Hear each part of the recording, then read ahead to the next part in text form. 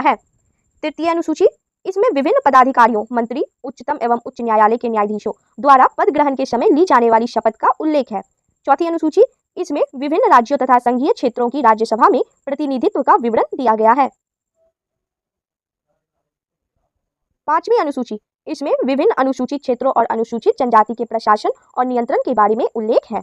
छठी अनुसूची, इसमें असम, मेघालय, त्रिपुरा और मिजोरम राज्यों के जनजाति क्षेत्रों के प्रशासन के बारे में प्रावधान है। सातवीं अनुसूची, इसमें केंद्र एवं राज्यों के बीच शक्तियों के बंटवारे के बारे में दिया गया है तथा इसी अनुसूची में सरकारों द्वारा शुल्क एवं कर लगाने के अधिकारों का उल्लेख है। इसके अंतर्गत 3 सूचियां हैं, संघ सूची, राज्य सूची एवं समवर्ती सूची। एक एक करके इन तीनों सूची के बारे में देखेंगे। संघ सूची, इस सूची में दिए गए विषय पर केंद्र सरकार कानून बनाती है। संविधान के लागू होने के समय इसमें 97 विषय थे, वर्तमान में 100 विषय हैं। संघ सूची के कुछ महत्वपूर्ण विषय हैं, देश की प्रतिरक्षा, विदेशी मामले, युद्ध एवं शांति, रेल, डाक तथा तार, मुद्रा, बैंकिंग, परमाणु शक्ति आदि। राज्य सूची क्या है? इस सूची में दिए गए विषय पर राज्य सरकार कानून बनाती है। राष्ट्रीय हित से संबंधित होने पर केंद्र सरकार भी कानून बना सकती है। संविधान के लागू होने के समय इसके अंतर्गत 66 विषय थे, वर्तमान में 61 विषय हैं। राज्य सूची में शामिल कुछ विषय हैं, शांति और व्यवस्था, पुलिस, जेल, स्थानीय शासन, कृषि, जनस्वास्थ्य, राज्य के अंदर होने वाला व्यापार, न्याय विभाग आदि। समवर्ती सूची, इसके अंतर्गत दिए गए विषय पर केंद्र एवं राज्य दोनों सरकारों कानून बना सकती है, परंतु कानून के विषय समान होने पर केंद्र सरकार द्वारा बनाया गया कानून ही मान्य होता है। राज्य सरकार द्वारा बनाया गया कानून केंद्र सरकार के कानून बनाने के साथ ही समाप्त हो जाता है। संविधान के लागू होने के समय समवर्ती सूची में 47 विषय थे, वर्तमान में 52 विषय हैं। समवर्ती सूची के कुछ प्रमुख विषय हैं, दीवानी और फौजदारी, कानून एवं प्रक्रिया, विवाह तथा तलाक, शिक्षा, आर्थिक नियोजन, बिजली, समाचार पत्र, श्रमिक संघ, वन आदि। 8वीं अनुसूची, इसमें भारत की 22 भाषाओं का उल्लेख किया गया है। मूल रूप से 8वीं अनुसूची में 14 भाषाएं थी। 1967 ईस्वी 21वां संशोधन में सिंधी को, 1992 ईस्वी 71वां संशोधन में कोंकणी, मणिपुरी तथा नेपाली को और 2003 ईस्वी में 92वां संशोधन में मैथिली, संथाली, डोगरी एवं बोडो को 8वीं अनुसूची में शामिल किया गया। 9वीं अनुसूची, संविधान में यह अनुसूची प्रथम संविधान संशोधन अधिनियम 1951 ईस्वी के द्वारा जोड़ी गई। इसके अंतर्गत राज्य द्वारा संपत्ति के अधिग्रहण की विधियों का उल्लेख किया गया है। इस अनुसूची में सम्मिलित विषयों को न्यायालय में चुनौती नहीं दी जा सकती है। वर्तमान में इस अनुसूची में 284 अधिनियम है। नोट, अब तक यह मान्यता थी कि संविधान की 9वीं अनुसूची में सम्मिलित कानूनों की न्यायिक समीक्षा नहीं की जा सकती। 11 जनवरी 2007 ईस्वी की संविधान पीठ के एक निर्णय द्वारा यह स्थापित किया गया है कि 9वीं अनुसूची में सम्मिलित किसी भी कानून को इस आधार पर चुनौती दी जा सकती है कि वह मौलिक अधिकारों का उल्लंघन करता है तथा उच्चतम न्यायालय इन कानूनों की समीक्षा कर सकता है।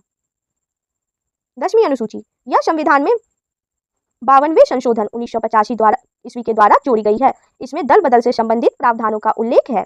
11वीं अनुसूची, यह अनुसूची संविधान में 73वें संवैधानिक संशोधन 1993 के द्वारा जोड़ी गई है। इसमें पंचायती राज संस्थाओं को कार्य करने के लिए 29 विषय प्रदान किए गए हैं।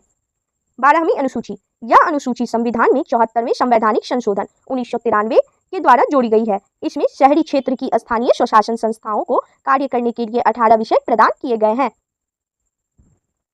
देशी रियासतों का भारत में विलय। रियासतों को भारत में सम्मिलित करने के लिए सरदार वल्लभ भाई पटेल के नेतृत्व में रियासती मंत्रालय बनाया गया। जूनागढ़ रियासत को जनमत संग्रह के आधार पर, हैदराबाद की रियासत को पुलिस कार्रवाई के माध्यम से और जम्मू कश्मीर रियासत को विलय पत्र पर हस्ताक्षर के द्वारा भारत में मिलाया गया। नोट, देशी रियासतों को भारतीय संघ का अंग बनाने में सरदार वल्लभ भाई पटेल एवं वीपी मेनन ने सबसे महत्वपूर्ण भूमिका अदा की। देशी रियासतों को भारतीय संघ का अंग बनाने में सरदार वल्लभ भाई पटेल एवं वीपी मेनन ने सबसे महत्वपूर्ण भूमिका अदा की। संघ और उसका राज्य क्षेत्र। भारत राज्यों का संघ है जिसमें संपत्ति 28 राज्य और 8 केंद्र शासित प्रदेश हैं। दादर नागर हवेली और दमन व द्वीप के विलय के पश्चात राजधानी दमन। अनुच्छेद 1, भारत अर्थात इंडिया राज्यों का संघ होगा। राज्य और उनके राज्य क्षेत्र वे होंगे जो पहली अनुसूची में विनिर्दिष्ट है। भारत के राज्य क्षेत्र में अर्जित किए गए अन्य राज्य क्षेत्र समाविष्ट होंगे। अनुच्छेद 2 में देखेंगे क्या है। भारत की संसद को विधि द्वारा ऐसे निबंधों और शर्तों पर जो वह ठीक समझे संघ में नए राज्य का प्रवेश या उनकी स्थापना की शक्ति प्रदान की गई। अनुच्छेद 3, नए राज्यों का निर्माण और वर्तमान राज्यों के क्षेत्रों, सीमाओं या नामों में परिवर्तन संसद विधि द्वारा कर सकती है। भारतीय संविधान के भाग। कौन सा भाग किस अनुच्छेद में है देखेंगे। संघ एवं उसका राज्य क्षेत्र अनुच्छेद 1 से 4 में है। संघ एवं उसका राज्य क्षेत्र अनुच्छेद 1 से 4 में है। नागरिकता अनुच्छेद 5 से 11 में है। नागरिकता अनुच्छेद 5 से 11 से संबंधित है। मौलिक अधिकार अनुच्छेद 12 से 35 में है। मौलिक अधिकार अनुच्छेद 12 से 35 में है। नीति निर्देशक तत्व अनुच्छेद 36 से 51 तक है। नीति निर्देशक तत्व अनुच्छेद 36 से 51 तक है। मूल कर्तव्य अनुच्छेद 51 के क में है। मूल कर्तव्य अनुच्छेद 51 के क में है। संघ अनुच्छेद 52 से 151 तक है। संघ अनुच्छेद 52 से 151 तक है। राज्य अनुच्छेद 152 से 237 तक। राज्य अनुच्छेद 152 से 237 तक। पहली अनुसूची के भाग ख के राज्य अनुच्छेद 238 में। पहली अनुसूची के भाग ख के राज्य अनुच्छेद 238 में है। संघ राज्य क्षेत्र अनुच्छेद 239 से 242 तक है। नगर पालिकाएं अनुच्छेद 243 के तौ से 243 के यच तक है। नगर पालिकाएं अनुच्छेद 243 के तौ से 243 के यच तक है। सरकारी समितियां अनुच्छेद 243 के यच से यन तक है। सरकारी समितियां अनुच्छेद 243 के यच से यन तक है।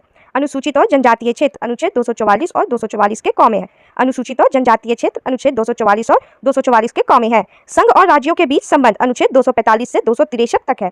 संघ और राज्यों के बीच संबंध अनुच्छेद 245 से 263 तक है। वित्त, संपत्ति, संविदाएं और वाद अनुच्छेद 264 से 300 के क तक है। वित्त, संपत्ति, संविदाएं और वाद अनुच्छेद 264 से 300 के क तक। भारत के राज्य क्षेत्र के भीतर व्यापार, वाणिज्य एवं समागम अनुच्छेद 301 से 307 तक है। भारत के राज्य क्षेत्र के भीतर व्यापार, वाणिज्य एवं समागम अनुच्छेद 301 से 307 तक है। संघ एवं राज्यों के अधीन सेवाएं अनुच्छेद 308 से 323 तक है। संघ एवं 23 तक है। संघ एवं राज्यों के अधीन सेवाएं अनुच्छेद 308 से 323 तक है। अधिकरण अनुच्छेद 323 के क में और 323 के ख में है। अधिकरण अनुच्छेद 323 के क और 323 के ख में है। निर्वाचन 324 से 329 तक है। निर्वाचन अनुच्छेद 324 से 329 तक। कुछ वर्गों के संबंध में विषय उपबंध अनुच्छेद 330 से 342 तक है। कुछ वर्गों के संबंध में विषय उपबंध अनुच्छेद 330 से 342 तक है। राजभाषा अनुच्छेद 343 से 351 तक है। राजभाषा अनुच्छेद 343 से 351 तक है। आपात उपबंध अनुच्छेद 352 से 360 तक है। आपात उपबंध अनुच्छेद 352 से 360 तक है। प्रकीर्ण अनुच्छेद 361 से 367 तक है। प्रकीर्ण अनुच्छेद 361 से 367 तक है। संविधान संशोधन अनुच्छेद 368 में है। संविधान संशोधन अनुच्छेद 368 में है। अस्थायी संक्रमणकालीन व विशेष उपबंध अनुच्छेद 369 से 392 तक है। अस्थायी संक्रमणकालीन व विशेष उपबंध अनुच्छेद 369 से 392 तक है। संक्षिप्त नाम प्रारंभ हिंदी में प्राधिकृत पाठ और निरसन अनुच्छेद 393 से 395 तक है। संक्षिप्त नाम प्रारंभ हिंदी में प्राधिकृत पाठ और निरसन अनुच्छेद 393 से 395 में है। राज्यों का पुनर्गठन।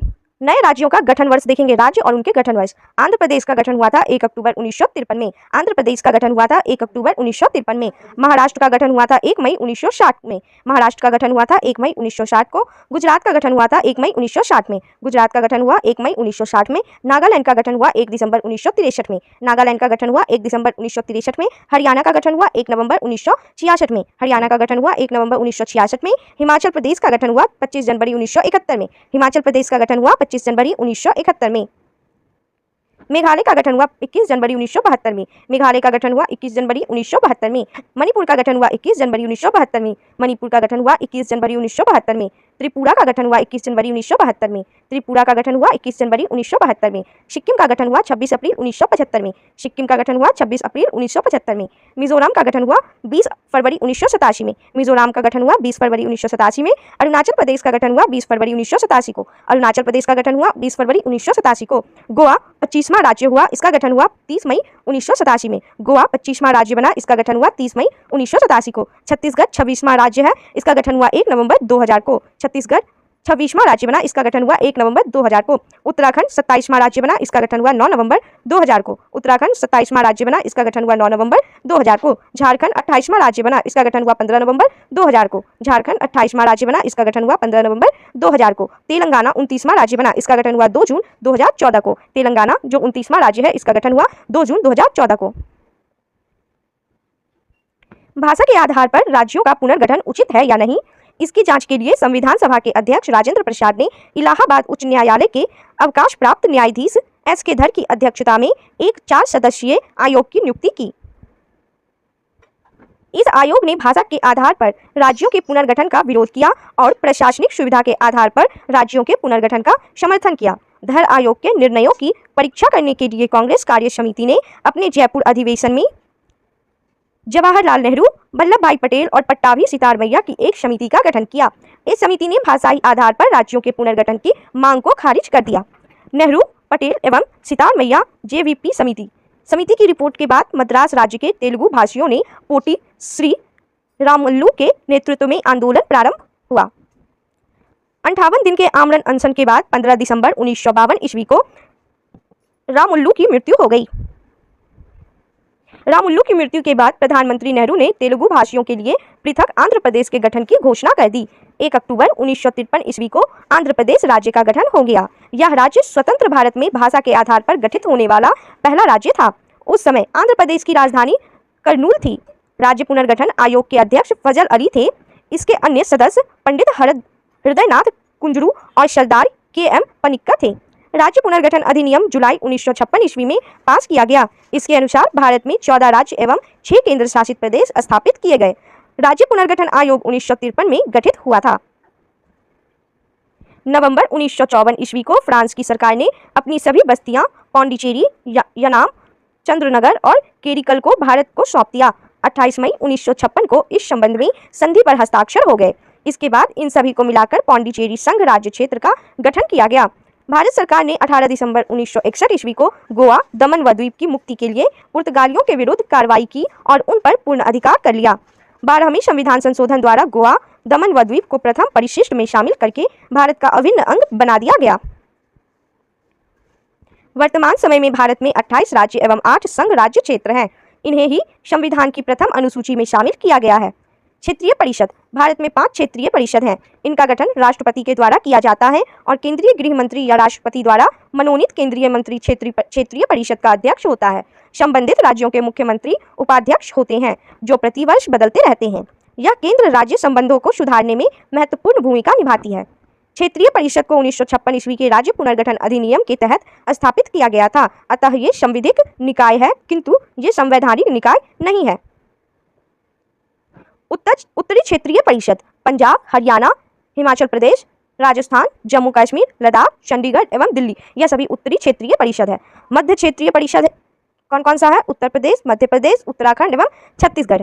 पूर्वी क्षेत्रीय परिषद देखेंगे बिहार, पश्चिम बंगाल, ओडिशा, झारखंड, असम, सिक्किम, मणिपुर, त्रिपुरा, मेघालय, नागालैंड, अरुणाचल प्रदेश तथा मिजोरम। पश्चिमी क्षेत्रीय परिषद गुजरात, महाराष्ट्र, गोवा राज्य, दमन द्वीप एवं दादर तथा नागर हवेली। दक्षिणी क्षेत्रीय परिषद आंध्र प्रदेश, तेलंगाना, केरल, कर्नाटक एवं तमिलनाडु एवं पुडुचेरी। भारत में गठित क्षेत्रीय परिषद देखेंगे क्षेत्रीय परिषद और उनका मुख्यालय। उत्तरी क्षेत्रीय परिषद का मुख्यालय नई दिल्ली है। उत्तरी क्षेत्रीय परिषद का मुख्यालय नई दिल्ली है। मध्यवर्ती क्षेत्रीय परिषद का मुख्यालय इलाहाबाद है। मध्यवर्ती क्षेत्रीय परिषद का मुख्यालय इलाहाबाद है। पूर्वी क्षेत्रीय परिषद का मुख्यालय कोलकाता है। पूर्वी क्षेत्रीय परिषद का मुख्यालय कोलकाता है। पश्चिमी क्षेत्रीय परिषद का मुख्यालय मुंबई है। पश्चिमी क्षेत्रीय परिषद का मुख्यालय मुंबई है। दक्षिणी क्षेत्रीय परिषद का मुख्यालय चेन्नई है। दक्षिणी क्षेत्रीय परिषद का मुख्यालय चेन्नई है। पूर्वोत्तर परिषद, इसका गठन संसदीय अधिनियम पूर्वोत्तर परिषद अधिनियम 1971 द्वारा किया गया है। यह 8 अगस्त 1972 में अस्तित्व में आया। इसके सदस्यों में असम, मणिपुर, मिजोरम, अरुणाचल प्रदेश, नागालैंड, मेघालय, त्रिपुरा तथा सिक्किम सम्मिलित हैं। 1994 में सिक्किम पूर्वोत्तर परिषद का 8वां सदस्य बना। इसके कार्य कुछ अतिरिक्त कार्यों सहित वही हैं जो क्षेत्रीय परिषदों के हैं। भारतीय नागरिकता भाग 2 अनुच्छेद 5 से 11 में दिया गया है। इसके बारे में देखेंगे। भारत में एकल नागरिकता का प्रावधान है। भारतीय नागरिकता अधिनियम 1955 ईस्वी के अनुसार निम्न के किसी एक आधार पर नागरिकता प्राप्त की जा सकती है।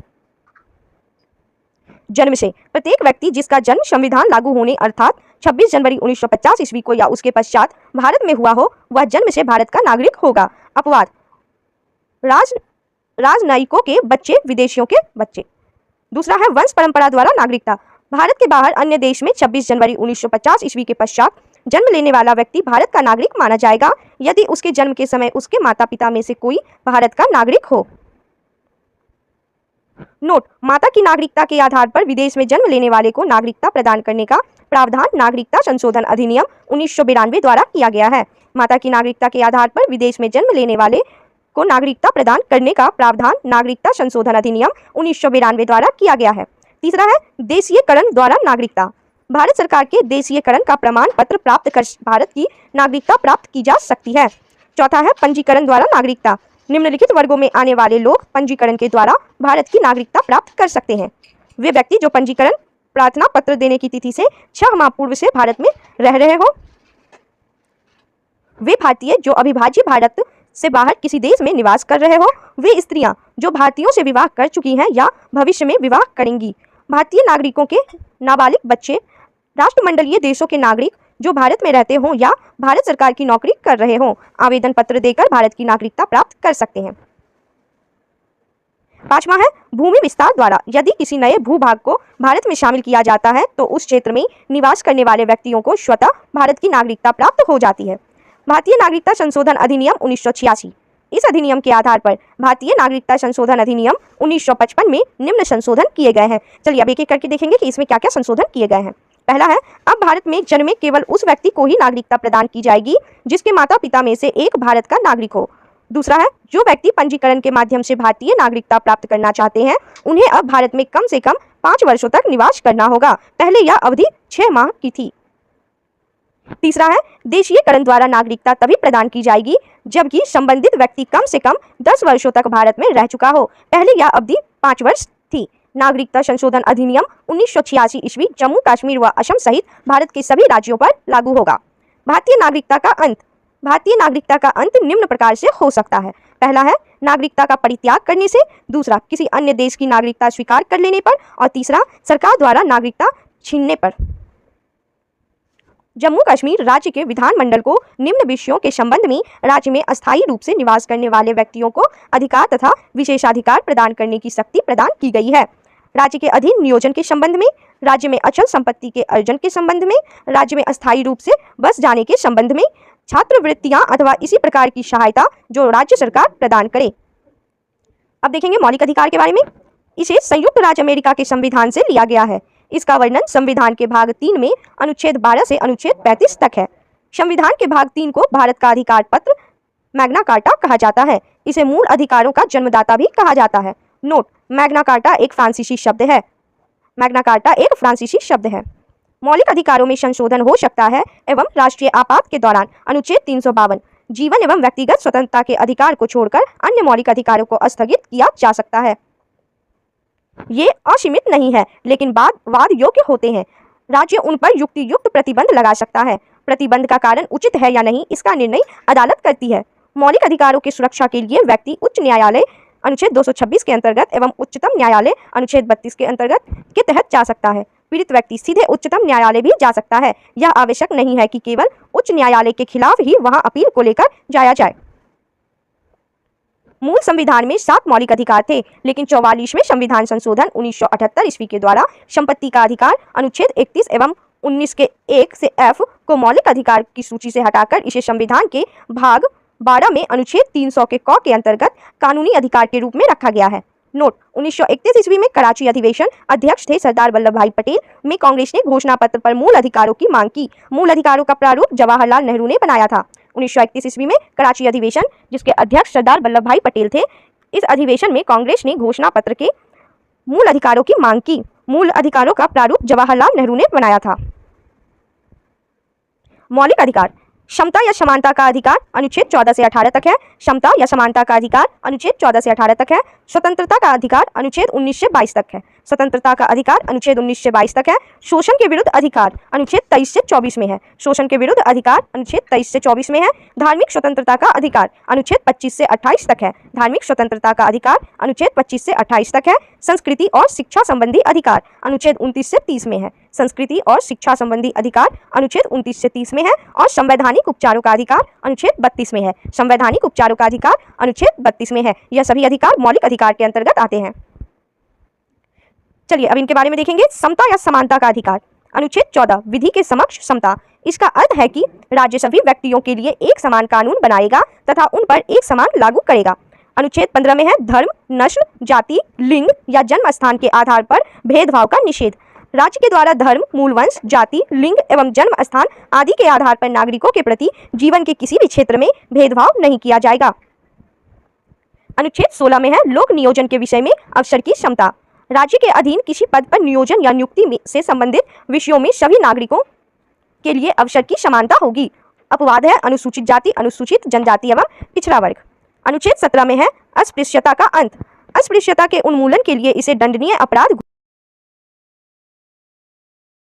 घोषित किया गया है। अनुच्छेद 18 में है उपाधियों का अंत। सेना या विधा संबंधी सम्मान के सिवाय अन्य कोई भी उपाधि राज्य द्वारा प्रदान नहीं की जाएगी। भारत का कोई नागरिक किसी अन्य देश के बिना राष्ट्रपति की आज्ञा के कोई उपाधि स्वीकार नहीं कर सकता है। नोट: भारत सरकार द्वारा भारत रत्न, पद्म विभूषण, पद्म भूषण, पद्मश्री एवं सेना द्वारा परमवीर चक्र, महावीर चक्र, वीर चक्र आदि पुरस्कार अनुच्छेद 18 के तहत ही दिए जाते हैं। भारत सरकार द्वारा भारत रत्न, पद्म विभूषण, पद्म भूषण, पद्मश्री एवं सेना द्वारा परमवीर चक्र, महावीर चक्र, वीर चक्र आदि पुरस्कार अनुच्छेद 18 के तहत ही दिए जाते हैं। इसके बाद सेकंड है स्वतंत्रता का अधिकार। अनुच्छेद 19 मूल संविधान में 7 तरह की स्वतंत्रता का उल्लेख था, अब सिर्फ 6 है। अनुच्छेद 19 के F में संपत्ति का अधिकार 44वां संविधान संशोधन 1978 के द्वारा हटा दिया गया। 6 तरह की स्वतंत्रता का अधिकार कौन कौन सा है? अनुच्छेद 19 के A में बोलने की स्वतंत्रता, अनुच्छेद 19 के A में बोलने की स्वतंत्रता, अनुच्छेद 19 के B में शांतिपूर्वक बिना हथियारों के एकत्रित होने और सभा करने की स्वतंत्रता, अनुच्छेद 19 के 20 में है शांतिपूर्वक बिना हथियारों के एकत्रित होने और सभा करने की स्वतंत्रता, अनुच्छेद 19 के C में है संघ बनाने की स्वतंत्रता, अनुच्छेद 19 के C में है संघ बनाने की स्वतंत्रता, अनुच्छेद 19 के D में है देश के किसी भी क्षेत्र में आवागमन की स्वतंत्रता, अनुच्छेद 19 के D में है देश के किसी भी क्षेत्र में आवागमन की स्वतंत्रता, अनुच्छेद 19 के E में है देश के किसी भी क्षेत्र में निवास करने और बसने की स्वतंत्रता, अनुच्छेद 19 के E में है देश के किसी भी क्षेत्र में निवास करने और बसने की स्वतंत्रता, अनुच्छेद 19 के G में है कोई भी व्यापार एवं जीविका चलाने की स्वतंत्रता, अनुच्छेद 19 के G में है कोई भी व्यापार एवं जीविका चलाने की स्वतंत्रता। नोट: प्रेस की स्वतंत्रता का वर्णन अनुच्छेद 19 के 1 में ही है। प्रेस की स्वतंत्रता का वर्णन अनुच्छेद 19 के A में ही है। अनुच्छेद 20 में क्या है? अपराधों के लिए दोष सिद्धि के संबंध में संरक्षण। इसके तहत 3 प्रकार की स्वतंत्रता का वर्णन है। पहला, किसी भी व्यक्ति को एक अपराध के लिए सिर्फ एक बार सजा मिलेगी। दूसरा, अपराध करने के समय जो कानून है उसी के तहत सजा मिलेगी, ना कि पहले और बाद में बनने वाले कानून के तहत। और तीसरा है, किसी भी व्यक्ति को स्वयं के विरुद्ध न्यायालय में गवाही देने के लिए बाध्य नहीं किया जाएगा। अनुच्छेद 21 में है प्राण एवं दैहिक स्वतंत्रता का संरक्षण। किसी भी व्यक्ति को विधि द्वारा स्थापित प्रक्रिया के अतिरिक्त उसके जीवन और व्यक्तिगत स्वतंत्रता के अधिकार से वंचित नहीं किया जा सकता है। नोट: अनुच्छेद 21 के तहत प्रत्येक सरकार का दायित्व बनता है कि वह अपने नागरिकों को स्वस्थ एवं स्वच्छ पर्यावरण उपलब्ध कराए। इसके लिए भारत सरकार ने संसद से राष्ट्रीय हरित न्यायाधिकरण अधिनियम 2010 पारित कराया। अक्टूबर 2010 में राष्ट्रीय हरित न्यायाधिकरण की स्थापना की गई। राष्ट्रीय हरित न्यायाधिकरण की मुख्य पीठ नई दिल्ली में है, जबकि 4 अन्य पीठें भोपाल, पुणे, कोलकाता एवं चेन्नई में है। राष्ट्रीय हरित न्यायाधिकरण देश में पर्यावरण से संबंधित मामलों के लिए उत्तरदायी है। अनुच्छेद 21 का क, राज्य 6 से 14 वर्ष के आयु के समस्त बच्चों को ऐसे ढंग से जैसे कि राज्य विधि द्वारा अवधारित करे निःशुल्क तथा अनिवार्य शिक्षा उपलब्ध कराएगा। 86वां संशोधन 2002 के अंतर्गत यह कहा गया। अनुच्छेद 22 में है कुछ दशाओं में गिरफ्तारी और निरोध में संरक्षण। अगर किसी भी व्यक्ति को मनमाने ढंग से गिरफ्तार में ले लिया गया हो तो उसे 3 प्रकार की स्वतंत्रता प्रदान की गई है। पहला, हिरासत में लेने का कारण बताना होगा। दूसरा, 24 घंटे के अंदर आने जाने के समय को छोड़कर उसे दंडाधिकारी के समक्ष पेश किया जाएगा। और तीसरा, उसे अपने पसंद के वकील से सलाह लेने का अधिकार होगा। निवारक निरोध। भारतीय संविधान के अनुच्छेद 22 के खंड 3, 4, 5 तथा 6 में तत्संबंधी प्रावधानों का उल्लेख है। निवारक निरोध कानून के अंतर्गत किसी व्यक्ति को अपराध करने के पूर्व ही गिरफ्तार किया जाता है। निवारक निरोध का उद्देश्य व्यक्ति को अपराध के लिए दंड देना नहीं, वरन उसे अपराध करने से रोकना है। वस्तुतः यह निवारक निरोध राज्य की सुरक्षा, लोक व्यवस्था बनाए रखने या भारत की सुरक्षा संबंधी कारणों से हो सकता है। जब किसी व्यक्ति को निवारक निरोध की किसी विधि के अधीन गिरफ्तार किया जाता है, तब सरकार ऐसे व्यक्ति को केवल 3 महीने तक अभिरक्षा में निरुद्ध कर सकती है। यदि गिरफ्तार व्यक्ति को 3 माह से अधिक समय के लिए निरुद्ध करना है तो इसके लिए सलाहकार बोर्ड का प्रतिवेदन प्राप्त करना पड़ता है। इस प्रकार निरुद्ध व्यक्ति को यथाशीघ्र निरोध के आधार पर सूचित किए जाएंगे, किंतु जिन तथ्यों को निरस्त करना लोकहित के विरुद्ध समझा जाएगा उन्हें प्रकट करना आवश्यक नहीं है। निरुद्ध व्यक्ति को निरोध आदेश के विरुद्ध अभ्यावेदन करने के लिए शीघ्र अवसर दिया जाना चाहिए। निवारक निरोध से संबंधित अब तक बनाई गई विधियां कौन कौन सी हैं? पहला, निवारक निरोध अधिनियम 1950। भारत की संसद ने 26 फरवरी 1950 ईस्वी को पहला निवारक निरोध अधिनियम पारित किया था। इसका उद्देश्य राष्ट्र विरोधी तत्वों को भारत की प्रतिरक्षा के प्रतिकूल कार्य करने से रोकना था। इसे 1 अप्रैल 1951 ईस्वी को समाप्त हो जाना था, किंतु समय समय पर इसका जीवन काल बढ़ाया जाता रहा। अंततः यह 31 दिसंबर 1971 ईस्वी को समाप्त हुआ। दूसरा है आंतरिक सुरक्षा व्यवस्था अधिनियम 1971 मीशा। 44वें संवैधानिक संशोधन 1979 इसके प्रतिकूल था और इस कारण अप्रैल 1979 ईस्वी में यह समाप्त हो गया। तीसरा है विदेशी मुद्रा संरक्षण व तस्करी निरोध अधिनियम 1974। पहले इसमें तस्करों के लिए नजरबंदी की अवधि 1 वर्ष थी, जिसे 13 जुलाई 1984 को एक अध्यादेश के द्वारा बढ़ाकर 2 वर्ष कर दिया गया है। चौथा है राष्ट्रीय सुरक्षा कानून 1980। जम्मू कश्मीर के अतिरिक्त अन्य सभी राज्यों में यह लागू किया गया। पांचवा है आतंकवादी एवं विध्वंसकारी गतिविधियां निरोधक कानून टाडा। निवारक निरोध व्यवस्था के अंतर्गत अब तक जो कानून बने उनमें यह सबसे अधिक प्रभावी और सर्वाधिक कठोर कानून था। 23 मई 1995 को इसे समाप्त कर दिया गया। चौथा है पोटो यानी प्रिवेंशन ऑफ टेररिज्म ऑर्डिनेंस 2001। इसे 25 अक्टूबर 2001 को लागू किया गया। पोटो टाडा का ही एक रूप है। इसके अंतर्गत कुल 23 आतंकवादी गुटों को प्रतिबंधित किया गया है। आतंकवादी और आतंकवादियों से संबंधित सूचना को छिपाने वालों को भी दंडित करने का प्रावधान किया गया है। पुलिस शक के आधार पर किसी को भी गिरफ्तार कर सकती है, किंतु बिना आरोप पत्र के 3 माह से अधिक हिरासत में नहीं रख सकती। पोटा के अंतर्गत गिरफ्तार व्यक्ति हाई कोर्ट या सुप्रीम कोर्ट में अपील कर सकता है, लेकिन यह अपील भी गिरफ्तारी के 3 माह बाद ही हो सकती है। पोटो 28 मार्च 2002 को अधिनियम बनने के बाद पोटा यानी प्रिवेंशन ऑफ टेररिज्म एक्ट हो गया। 21 सितंबर 2004 को इसको अध्यादेश के द्वारा समाप्त कर दिया गया। चलिए अब देखेंगे शोषण के विरुद्ध अधिकार अनुच्छेद 23। इसमें है मानव के दुर्व्यापार और बलात् श्रम का प्रतिषेध। इसके द्वारा किसी व्यक्ति की खरीद बिक्री, बेगारी तथा इसी प्रकार का अन्य जबरदस्ती लिया हुआ श्रम निषिद्ध ठहराया गया है, जिसका उल्लंघन विधि के अनुसार दंडनीय अपराध है।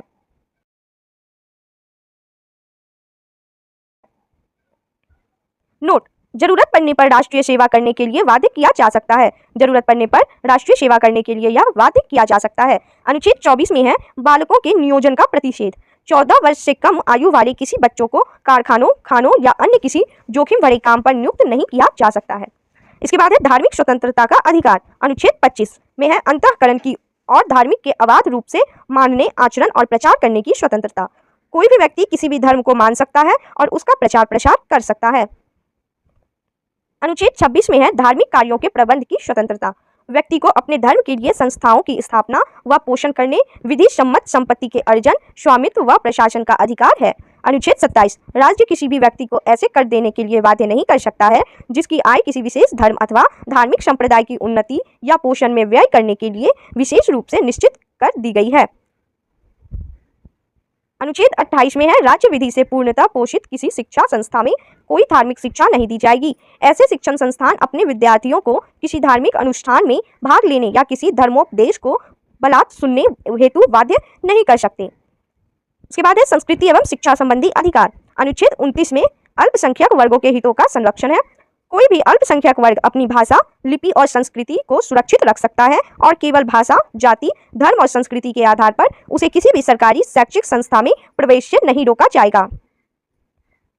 नोट, वर्तमान में 6 समुदायों मुस्लिम, पारसी, ईसाई, सिख, बौद्ध एवं जैन को अल्पसंख्यक वर्ग का दर्जा प्रदान किया गया है। अल्पसंख्यक समुदाय के विकास को समुचित आधार प्रदान करने के लिए 2005 में तत्कालीन केंद्र सरकार के द्वारा प्रधानमंत्री का 15 सूत्रीय कार्यक्रम प्रारंभ किया गया।